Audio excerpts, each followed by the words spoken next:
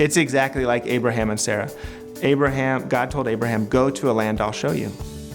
He didn't tell him where. He said, start walking, and when you get there, I'll tell you. And this is the same thing. We're asking people to relocate essentially their faith, their finances, to a place that God hasn't even told us what it's going to be yet. But God has always provided for us. God has always answered our prayers. When we needed a kid space, we prayed. God provided this place. When we needed a college space, we prayed.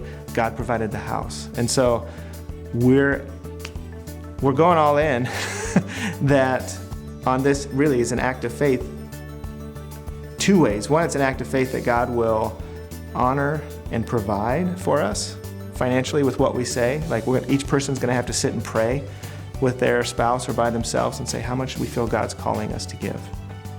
God calling me to give. And then giving that, knowing your car could get totaled. You could have overwhelming medical bills. You could, your air conditioning can go out, but God then has to meet that need. So there's that aspect of faith. And then there's the aspect of faith of continuing to trust in the leadership of Eastside and saying, I'm sacrificing and you're not telling us where it's going to go yet.